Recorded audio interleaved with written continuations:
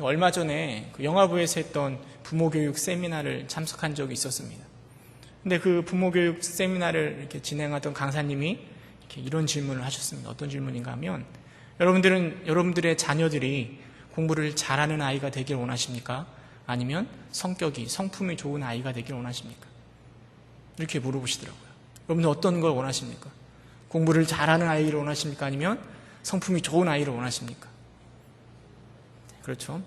근데 저는 딱 그 얘기를 듣고 살짝 마음에 뭐가 좋아야 되지? 공부도 잘해야 되는데 성품도 좋아야 되는데 하는 갈등이 조금 생겼던 기억이 납니다. 그런데 또 이제 강사님이 질문을 바꿨습니다. 근데 여기에 아주 공부를 잘하는 아이가 있습니다. 그런데 그 아이가 버르장머리가 없고 싸가지가 없는 아이라고 하면 여러분들은 어떻게 평가하시겠습니까? 싸가지가 없어도 공부를 잘하니까 괜찮아 이렇게 이야기하시겠습니까? 공부 잘해서 뭐하나 인간이 안 됐는데 그렇게 말씀하시겠습니까? 당연히 후자 아닌가요? 그렇게 생각하면 너무나 뻔한, 무엇이 중요한지가 너무나 분명하게 알고 있는데, 그런데 그게 내 문제가 되고 내 자녀의 문제가 되면 자꾸만 헷갈리는 것 같습니다. 우리의 신앙에 있어서도 이렇게 자꾸 정말 중요한 것, 너무나 뻔하고 너무나 당연한데 자꾸 헷갈리는 문제들이 있습니다. 특별히 오늘은 이 복음을 담는 우리 그릇의 모습에 대해서 함께 생각해보고 은혜를 나누고자 합니다. 여러분, 고린도후서는 바울이 고린도 교회에 보낸 두 번째 편지입니다. 사실 바울은 고린도 교회에서 1년 6개월을 머무르면서 말씀도 가르치고요, 고린도 교회에 향한 사랑이 남달랐습니다. 그런데요, 바울은 고린도 교회에서 늘 사랑만 받은 것이 아니라 늘 공격도 당하였습니다. 하나님을 믿지 않고 하나님을 섬기지 않는 유대인들로부터, 세상 사람들로부터 공격을 당하기도 하였지만, 또 하나님을 믿는, 예수님을 믿는 사람들로부터 공격을 많이 당하기도 하였습니다. 그 공격의 주된 내용이 무엇인가 하면, 왜 당신이 하나님의 사도인가? 그 권위에 대해서 끊임없이 의문을 품고 공격하였습니다. 만약 우리가 바울이라면 여러분, 그런 공격을 어떻게 받아들이시겠습니까? 평생을 목숨을 바치며 주의 일을 감당했습니다. 가는 곳곳마다 목숨의 위협을 당하였습니다. 그러나 헌신하고 셀 수 없이 많은 교회를 세우고 많은 사람들에게 복음을 증거하고 수많은 능력이 나타난 바울입니다. 그런데 그 바울을 사람들이 시기해서 당신도 사도인가? 권위에 대해서 공격합니다.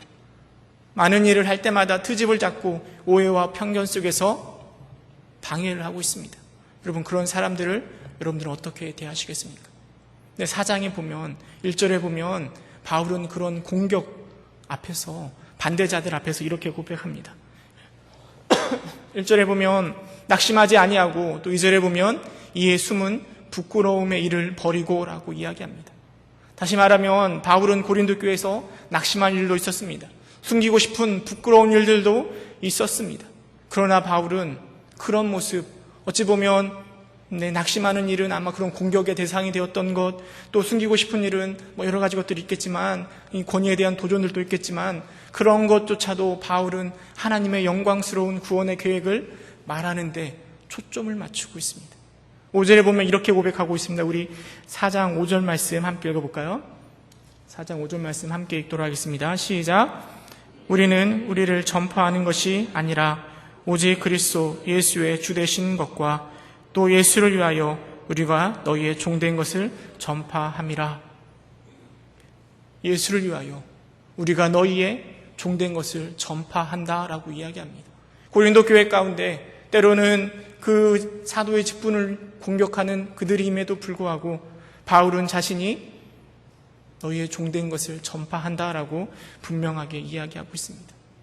제가 만약에 바울이라면 자신을 공격하는 그들을 향하여서는 내가 얼마나 능력 있는 사람인지, 내가 얼마나 많이 알고 있는지, 내가 얼마나 많은 교회를 세우는지 그런 것들을 일일이 나열할 것 같습니다. 그런데 바울은 그런 상황 속에서도 끊임없이 무엇을 이야기하는가 하면 예수를 위하여 내가 너희의 종된 것을 전파함이라 라고 고백하고 있다는 거죠. 6절의 말씀은 바울이 그렇게 고백하는 이유를 우리에게 너무나 잘 설명해 주는 것 같습니다. 6절 한번 같이 읽어보도록 하겠습니다. 시작. 그 하나님께서 예수 그리스도의 얼굴에 있는 하나님의 영광을 아는 빛을 우리 마음에 비추셨느니라. 하나님의 세상을 창조하시고 혼돈 가운데 하나님이 빛이 있으라라고 말씀하셨던 것처럼 예수 그리스도의 얼굴에 있는 하나님의 영광을 아는 빛을 우리 마음에 비추셨기 때문에 바울은 자신을 공격하는 그들임에도 불구하고, 믿지 않는 그들임에도 불구하고 여전히 그들을 향하여 종될 것을 선포하고 이야기하고 있는 것입니다. 예수 그리스도를 통하여 또 하나님의 사랑이 전파되고, 그 사랑이 그 바울을 그렇게 변화시키고 늘 낮은 자의 모습으로 그렇게 섬길 수 있도록 고백하는 것입니다. 여러분들은 그 영광의 빛을, 그리스도의 얼굴에 나타나 있는 그 영광의 빛을 알고 계십니까? 하나님께서 바울에게 비춰주셨던 그 구원의 빛, 그리스도를 통한 그 사랑의 빛을 여러분들은 알고 계시죠? 네, 대답을 안 하시니까 제가 알고 계시는데 너무나 뻔한 거 물어보니까 그렇게 대답하시는 거라 생각되어집니다. 너무나 감사하게 우리에게는 그 빛을 알게 해주시는 믿음을 더하여 주셨습니다. 그리고 그 믿음을 따라 지금 이 자리에서 하나님을 예배하고 있습니다. 혹여나 잊어버리신 분이 계신다면 그 빛을 다시금 품으시기 바랍니다. 그러면서 바울이 이어서 뭐라고 말씀하고 있는가 하면 7절에 이렇게 고백하고 있습니다. 우리가 이 보배를 질그릇에 가졌으니 이는 심히 큰 능력은 하나님께 있고 우리에게 있지 아니함을 알게 함이라 라고 이야기합니다. 이 보배를 어디에 가지게 했다고요? 질그릇에 가졌다라고 고백합니다. 여러분, 이 말씀을 좀 곰곰이 생각해 보시기 바랍니다. 여러분, 여기서 말하는 보배란 무엇을 말하는 걸까요? 예수님의 비유에 나오는 농부가 밭에서 발견한 그 보화, 그 보물, 세상의 그 무엇과도 또 진귀한 어떤 것보다도 바꿀 수 없는 값진 그것은 바로 예수 그리스도의 얼굴에 나타난 하나님의 영광을 아는 빛 아니겠습니까? 그 보배는 바로 복음 아니겠습니까? 세상에서 가장 좋은 소식, 예수 그리스도를 통한 구원의 소식, 죄로 인하여 죽을 수밖에 없는 우리가 십자가를 통하여 새 생명을 얻게 된 그 사실, 그것이 바로 세상에서 가장 아름다운 보배일 것입니다. 그런데 그 보배를 어디에 보관하고 있는가 하면 질그릇에 보관하고 있다라고 이야기합니다. 여러분들에게 만약에 보배가 있다면, 주먹만한 다이아몬드가 있다면 여러분 그 다이아몬드를 어디에다가 보관하시겠습니까? 아무데다 막 놓으시겠습니까? 아마 튼튼한 금고에 보관하지 않을까요? 아무나 들어가지 못하는 곳에, 열 수 없는 곳에, 안전이 보장된 곳에 우리는 그 다이아몬드를 보관할 것입니다. 그런데 이 하나님은 이 귀중한 보배를 어디다 보관하셨는가 하면 바로 질그릇에다가 담겠다라고 말하고 있습니다. 질그릇이 무엇입니까? 질그릇은 겉보면은 윤기가 없는 진흙으로 만들어 구워낸 그릇을 말합니다. 진흙으로만 만들었고 낮은 온도에서 굽다 보니까요, 그릇이 물을 흡수하기도 합니다. 쉽게 깨어지고 부서지는 그릇이 바로 질그릇입니다. 바울이 이 글을 쓰고 있을 당시에 이 질그릇은 생활 곳곳에서 쓰임 받았습니다. 음식을 담기도 하고 기름을 담기도 하고 부엌에도 있고 시장통에도 있고 어디서나 쓰이는 것이 질그릇입니다. 그런데 이 질그릇에 그 귀한 보배를 담았다라는 것입니다. 질그릇은 다른 것을 의미하는 것이 아니라 바로 바울 자신을 의미하는 것이고 예수 그리스도를 믿고 있는 저와 우리를 의미하고 있는 것입니다. 하나님께서는 세상에서 가장 값진 보배를 너무나 쉽게 깨어지고 부서지는, 그래서 사람들의 시선을 전혀 끌지 못하는 너무나 평범한 그릇에 담아두신 것입니다. 마치 진주목이 아니라 돼지목의 진주 목걸이처럼 그런 느낌으로 담아두십니다. 그래서 우리는 때로는 그 복음을 들고 있을 때 너무나 큰 부담감이 생길 때도 있습니다.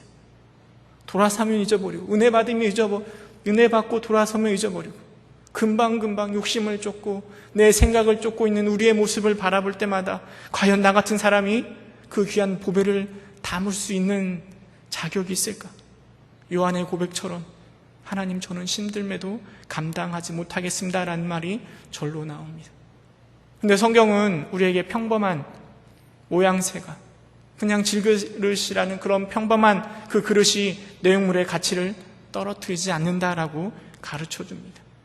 우리의 불완전한 모습이 결코 하나님의 거룩한 목적에 장애물이 되지 않는다라고 말해줍니다. 오히려 그 불완전한 모습이 우리로 하여금 하나님의 큰 능력이 나타나게 하려 한다라고 성경은 말하고 있습니다. 여러분, 기드온의 300용사를 기억하십니까? 이스라엘 군사가 32,000명이었고 또 적군이 13만 5천 명이었습니다. 너무나도 턱없이 부족한 숫자인데요, 하나님은 그들 가운데 두려워 떠는 자를 돌려보내라고 기드온에게 말합니다. 그리고 남은 자가 10,000명이었습니다. 물을 마시면서 무릎을 꿇고 마시지 않는 300명만 남겨두고 다 돌려보내라고 말씀하십니다. 하나님이 300명을 가지고 13만 5천 명과 싸우게 하시는 것은 일당백이니까 300명만 있어도, 능력이 강하고 힘이 센 300명만 있어도 얼마든지 이길 수 있다라는 것을 보여주기 위함이 아니라요, 그 전쟁을 승리케 하심으로, 그 말도 안 되는 전쟁을 승리케 하심으로 그 전쟁을 이끌어 가신 분이 하나님이시라는 사실을 나타내기 위해서 그 숫자를 그렇게 줄이신 것입니다. 하나님께서 그 귀한 보배를 우리와 같이 연약한 질그릇에 흠이 많고 늘 깨지며 틈이 많은 우리들에게 담아두신 이유도 마찬가지입니다. 늘 부족하지만 늘 하나님의 임재가 새어나오고, 그리고 그 임재를 통하여 그 보배가 더 빛을 발하게 한다라는 것입니다. 하나님을 믿는 그리스도인들의 무능함, 부족함은 결코 한계가 아니라 하나님께서 힘과 권능을 우리에게 드러내실 수 있는 기회가 되는 것입니다. 비록 부족한 질그릇과 같은 우리를 하나님이 사용하시는 이유입니다. 그러기에 바울은 다시 고백합니다. 우리 8절부터 4장 8절, 9절, 10절 함께 읽어보도록 하겠습니다. 시작. 우리가 사방으로 우겨썸을 당하여도 쌓이지 아니하며 답답한 일을 당하여도 낙심하지 아니하며 박해를 받아도 버림받지 아니하며 거꾸로 트림을 당하여도 망하지 아니하고 우리가 항상 예수의 죽음을 몸에 짊어짐은 예수의 생명이 또한 우리 몸에 나타나게 하려 함이라. 여러분, 이 바울의 고백이요, 자신의 권위를 의심하고 있는, 또 자신에 대해서 다른 생각을 품고 있는 고린도 교회 가운데 전하는 바울의 메시지입니다. 하나님이 질그릇과 같은 나에게 그 귀한 보배를 담아두셨으니 나는 비록 부족하여서 사방으로 우겨쌈을 당하여도, 어려움을 당하고 답답한 일을 당하고 박해를 당하여도 항상 예수의 죽음을 우리 몸에 짊어지고 그 보배가, 예수의 생명이 나의 몸을 통해 나타나게 하려 한다라는 것입니다. 바울이 처한 상황과 형편에 상관없이 나를 통하여 그리스도가 증거되기를 바울은 소망하고 바라고 있다라는 것이죠. 여러분, 빌립보서에 보면 바울이 로마 감옥에 갇힌 것 때문에 복음이 증거되었다라고 바울이 기뻐하는 장면이 나옵니다. 먼저는 바울이 로마 감옥에 있는 간수들에게 복음을 전하여서 복음이 증거되어서 기뻐하고요, 또 바울을 따르는 사람들은 바울이 어려움 당하니까, 그럼에도 불구하고 힘을 내어서 복음을 전하려고 하니까 마음에 기쁨이 있습니다. 그리고 바울을 반대하는 자들도 이번 기회를 통하여 우리의 힘을 더 증거해보자라고 하면서 열심을 내서 복음을 전하기 때문에 그것 때문에도 기뻐한다라고 고백하고 있습니다. 빌립보서 1장 18절에 보면 이렇게 이야기합니다. 빌립보서 1장 18절.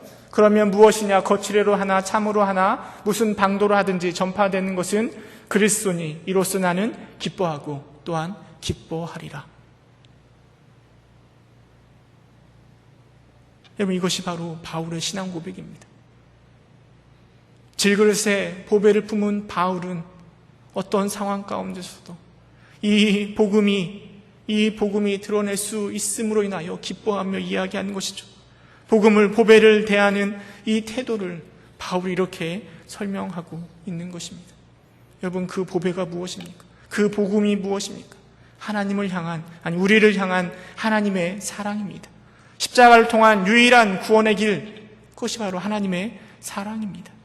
그 큰 사랑을 담고 있는 우리는 그 사랑을 이제는 다른 사람에게 나눠주는 것에 힘을 써야 되는 것입니다.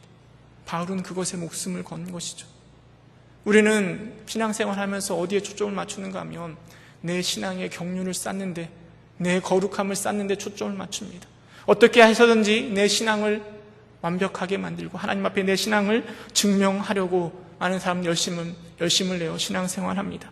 그러나 이 바울의 모습을 바라보면서 우리가 신앙생활 열심을 다하여 품으며 나아가는 것은 나를 증명하기 위함이 아니라, 내 믿음을 하나님 앞에 증명하기 위함이 아니라 하나님께서 부어주신 그 귀한 보배를 다른 질그릇에, 다른 질그릇, 보배가 필요한 질그릇에게 나눠주기 위함임을 우리는 다시금 기억해야 됩니다.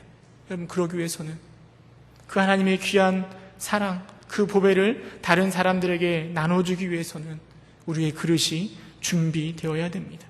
그리고 그 준비된 그릇에 하나님의 사랑이 가득 찰 때 다른 것 하지 않아도 그 그릇을 차고 넘치면서 다른 사람들에게 그 사랑이 넘쳐 흘러 나아가는 것입니다. 여러분, 그렇다면 그 사랑을 담는, 그 귀한 보배를 담는 그 그릇은 정확하게 무엇이라 생각되어집니까? 내가 바로 질그릇인데요. 내 어디에 담아야 될까요?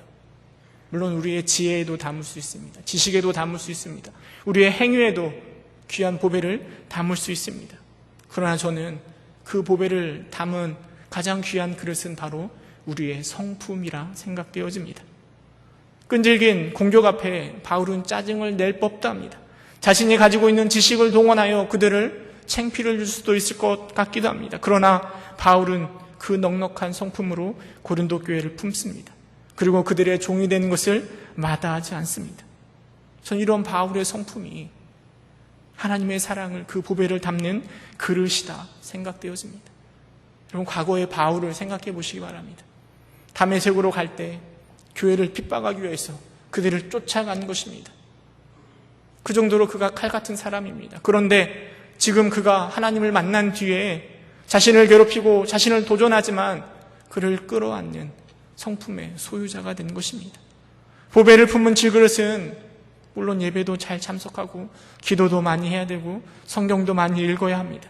그래야 성도가 되고 제자가 될 수 있습니다. 그러나 그것들을 담는 그릇은 바로 우리의 성품이어야 됩니다. 우리의 성품으로 그 보배를 담아내야 됩니다.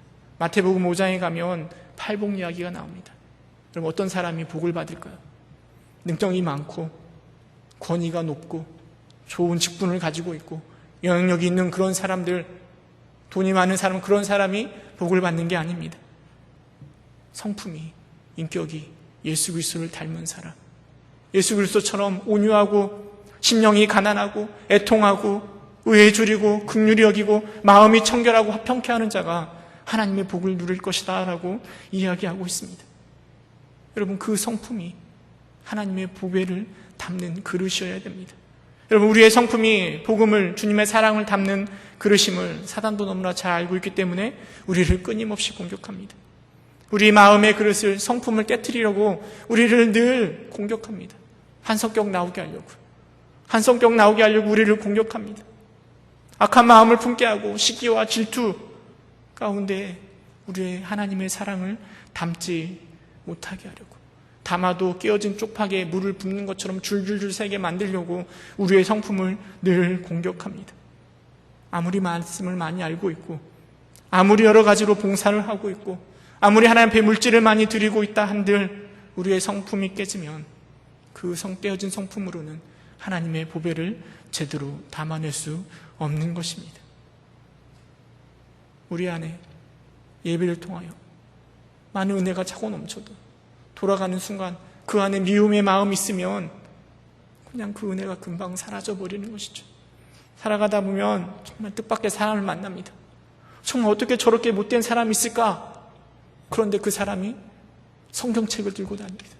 그럼 우리는 크게 좌절하는 거죠. 그들이 하나님을 모르기 때문에 좌절하는 것이 아니라, 말씀을, 예배를 안 드려서 좌절하는 것이 아니라 하나님의 사랑을 담는 그 성품에 구멍이 뽕뽕 뚫려 있어서 하나님의 사랑이 전해지지 않기 때문에 우리는 그것 때문에 낙담합니다. 우리의 모습도 마찬가지죠. 우리가 하나님을 몰라서 낙담하는 것이 아니라 우리의 성품이 그 하나님의 보배를 담아내지 못하기 때문에 우리는 하나님 앞에서 좌절하는 것입니다. 여러분, 다시 한번 우리의 보배를, 하나님의 귀한 보배를 담는 것을 기억하시기 바랍니다. 지식이 중요한 것이 아니라, 내 행위가 중요한 것이 아니라, 물론 그것도 거기에도 담아야 되죠. 그러나 더 중요한 건 우리 안에 품고 있는 성품, 내 안의 성품, 하나님 예수 그리스도를 닮은 그 온전한 성품을 통하여 그 귀한 보배를 담아내고, 그 담아낸 보배를 바울처럼 다른 자들에게 넘겨줄 수 있는 것입니다. 이곳에 계신 여러분들은 그런 성품의 소유자, 보배를 충분히 담아낼 수 있는 예수님을 닮은 성품의 소유자가 되시기를 주님의 이름으로 축원합니다. 근데 참 그게 쉽지는 않은 것 같아요. 예수님을 닮은 온전한 성품을 이루는 것에 있어서 가장 큰 걸림돌이 되는 게 무엇이 있을까 생각해 보면 그건 바로 자기 사랑입니다. 디모데후서 3장 1절 5절 보면 이렇게 기록하고 있습니다.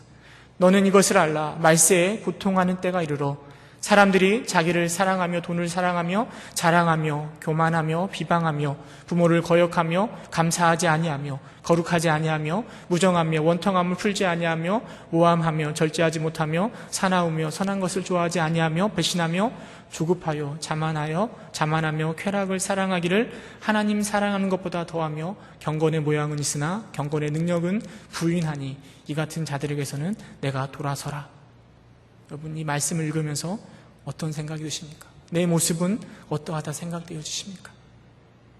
만약에 바울이요, 자신을 사랑하는 마음이 좀만 더 강했더라면 자신을 공격하고 자신의 권위에 도전하고 자신의 쌓아 올린 것에 늘 딴지를 건 그들을 그냥 내버려 두기가 쉽지 않았을 겁니다.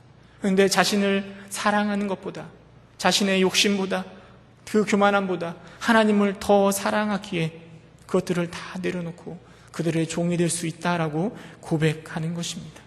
그런데 우리는 똑같이 바울처럼 하나님의 사랑을 알고 있으면서도 자기 사랑하는 것을 고집하고 있지는 않습니까? 알면서도 자기 사랑에 빠져있고 내 고집 하나님 앞에 내려놓기를 주저하고 있지는 않습니까? 하나님 앞에 순종의 반대말은 불순종이 아니라 바로 고집일 것입니다. 고집스러운 자기 사랑이 삶의 근본적인 변화, 성품의 변화를 어렵게 만드는 것입니다. 여러분, 그렇다면 어떻게 하면 우리 안에 그리스도를 닮은 성품을 바로 세울 수 있을까요? 그 시작은 관계에서 시작된다고 생각합니다. 그 관계는 바로 하나님과의 관계를 말하는 것입니다. 우리의 바른 성품은 하나님과의 바른 관계에서 세워지는 것입니다. 바울이 고린도 교회를 향하여 그런 마음을 품을 수 있었던 건 바울이 하나님과 뜨거운 관계를 맺고 있었기 때문에, 바른 관계를 맺고 있었기 때문에 그 관계에서 그 성품이 나왔을 것입니다. 교사와 학생, 또 부모와 자녀의 관계 속에서 두 사이의 관계가 좋으면 좋을수록 더 많은 영향력을 받게 되어 있습니다. 학생은, 자녀는 선생님과 부모와 관계가 더 친밀할수록 그들의 더 많은 영향을 받게 되어 있습니다. 그러나 반대로 그 관계가 깨어지면, 무너지면 그 영향력도 줄어들게 되는 것입니다. 하나님과 친밀한 관계를 가진 사람만이 우리 인생의 모든 문제를 하나에서 열까지 다 하나님께 전적으로 맡김으로, 의지함으로 평안을 누리고, 그리고 그 평안함 가운데 예수님을 닮은 성품으로 나아가는 것입니다. 하나님은 어린아이와 같지 않고는 천국에 갈 수 없다라고 이야기합니다.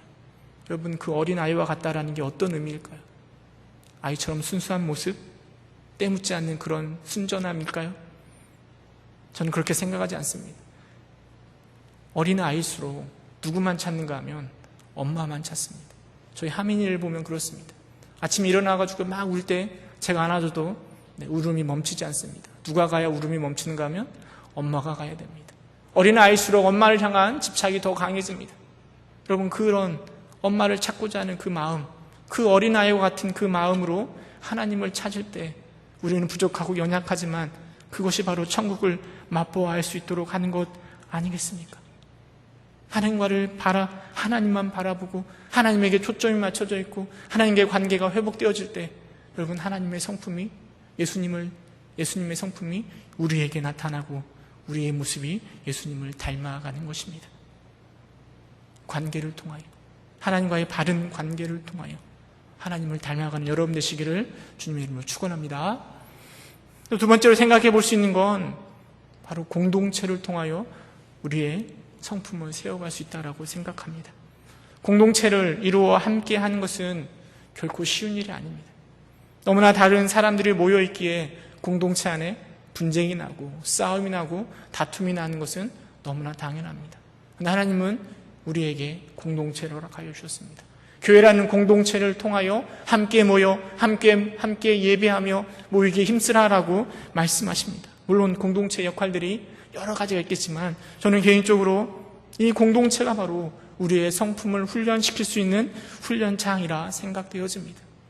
뾰족한 돌들이 강을 따라 내려오면서 서로 부딪히면서 둥글둥글한 매끈한 조약돌이 되는 것처럼 하나님이 우리에게 교회를 주신 이유가 바로 우리의 성품들이, 모난 성품들이 서로 부딪히며 깎아내며 그리스도의 하나님의 성품을 본받게 하기려고 우리에게 공동체를 허락하여 주셨을 것입니다. 근데 요즘 많은 사람들은 그 공동체를 거부합니다. 함께 있기를 싫어합니다. 왜냐하면 부딪히고 힘드니까요. 그냥 회피해버립니다. 그러나 여러분, 그 공동체가 바로 우리의 성품을 훈련할 수 있는 기회가 되는 것입니다. 우리의 훈련장이 되는 교회, 가정, 구역, 그리고 속해있는 전도회, 부서들을 통하여 여러분 더 예수님 닮아가시길 소망합니다. 더 많이 부딪히면서 깨어지면서 더 예수님 닮은 성품으로 나아갈 수 있기를 간절히 소망합니다. 결론을 맺도록 하겠습니다.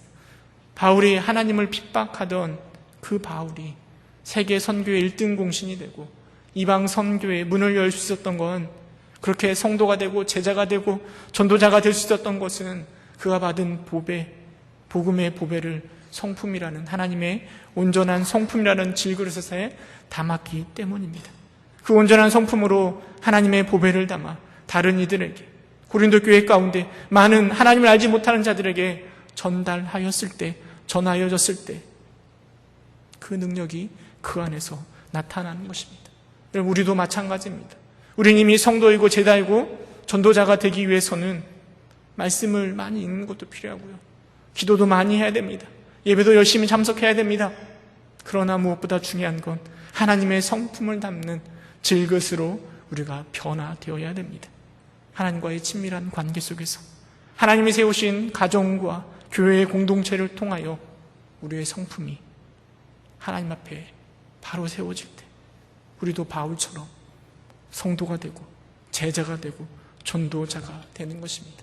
바라기는 모든 우리 부평교회 모든 성도들이요, 바울처럼 예수님을 닮은 성품, 너무나 부족하지만 그 예수님을 닮고자 하는 그 성품, 그 질그릇 안에 보배를 담아 세상 가운데 그 귀한 보배를 나누며 하나님께 영광 돌리는 여러분 되시기를 주님의 이름으로 축원합니다. 함께 기도하겠습니다. 은혜가 풍성하신 하나님,